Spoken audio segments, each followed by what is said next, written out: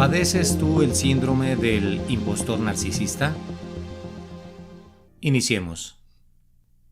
¿Qué es el síndrome del impostor narcisista? El síndrome del impostor es un trastorno psicológico que afecta a muchas personas en diferentes ámbitos de la vida. Este trastorno se caracteriza por sentimientos de insuficiencia, autodesprecio y miedo a ser descubierto como un fraude. En aquellos que experimentan el síndrome del impostor narcisista, estos sentimientos se mezclan con una necesidad compulsiva de ser admirados y reconocidos. El resultado es una constante búsqueda de atención y validación, aunque estas personas también se caracterizan por minimizar sus logros públicamente.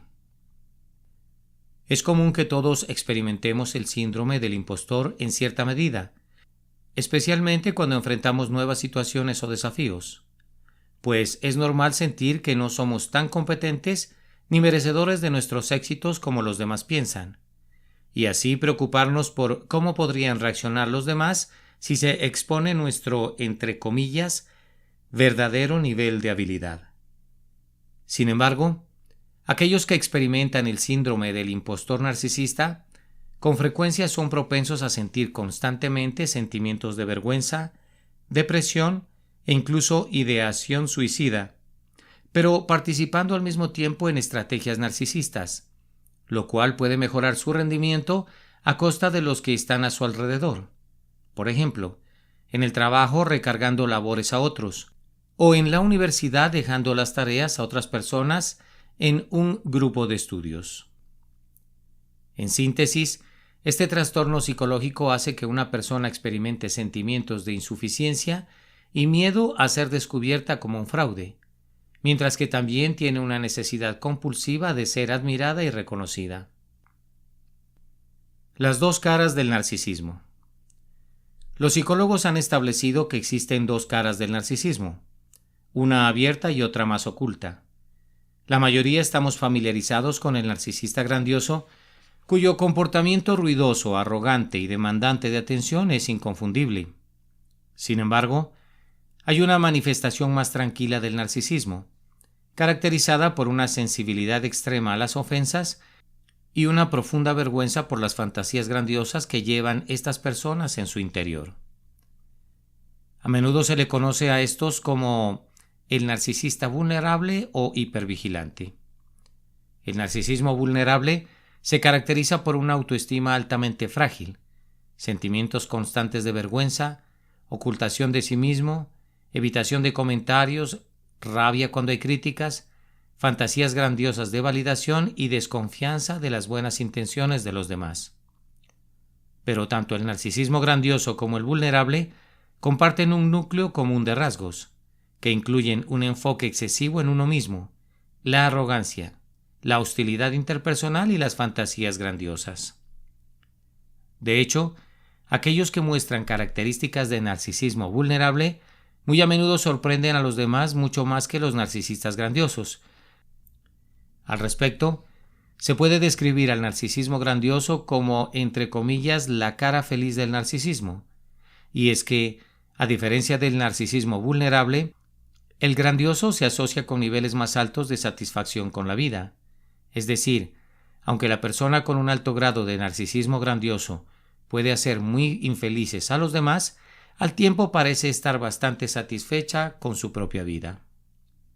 Sin embargo, aunque los narcisistas grandiosos son, entre comillas, felices, estos son menos propensos a ser auténticos y a llevar una vida orientada a un propósito claro. Es por eso que el narcisismo grandioso se relaciona directamente con la inautenticidad de la persona que lo padece. Los narcisistas vulnerables tienen una necesidad constante de evitar el rechazo, y con esto puedan confirmar sus miedos más profundos a tener una autoestima baja. Mientras que en el caso de los narcisistas grandiosos, estos tienen una necesidad constante de evitar cualquier situación que les indique que no son tan superiores y poderosos como creen que son.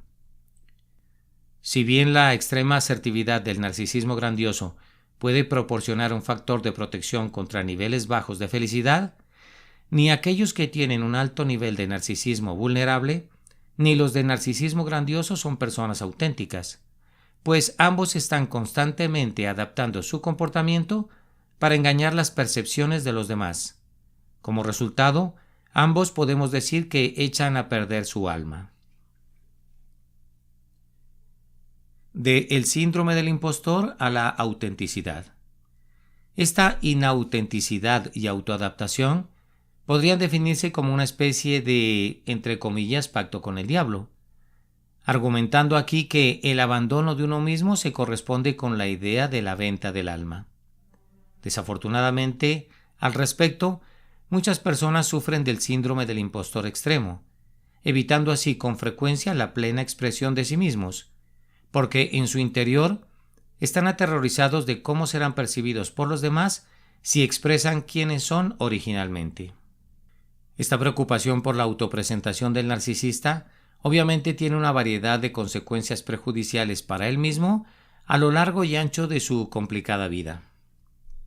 El síndrome del impostor está fuertemente correlacionado negativamente con una sana autoestima, una adecuada aceptación personal, autonomía, crecimiento personal, relaciones positivas con los demás, sentido de propósito en la vida y satisfacción con la misma. No obstante, creo que los últimos hallazgos acerca del narcisismo pueden sugerir caminos saludables para el crecimiento y desarrollo, puesto que la implicación más obvia es que el camino hacia el bienestar y una vida buena no está respaldado con preocupaciones excesivas sobre la autopresentación de una persona, sino que está respaldado con la autenticidad en la vida, siendo exclusivamente responsables nosotros mismos de nuestras acciones y el reflejo que damos en las otras personas. Para ser claros, esto no invalida el hecho de que la mayoría de nosotros experimentamos sentimientos de superioridad o dudamos de nuestra capacidad para causar las impresiones deseadas en los demás. Sino que lo que se sugiere aquí es que sin importar dónde estemos en la curva del síndrome del impostor, lo mejor que podemos hacer para alcanzar nuestro mejor yo es disminuir día a día nuestra preocupación excesiva sobre cómo somos percibidos por los demás.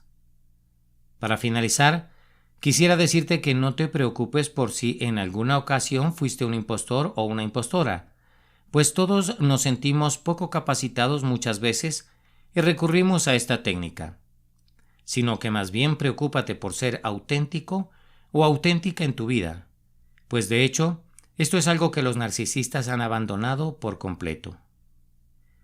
Sin más por ahora, me despido dándote gracias por tu amable atención e invitándote para que te suscribas a mi canal y me des un like si tienes a bien hacerlo. Felicidades, un abrazo y hasta pronto.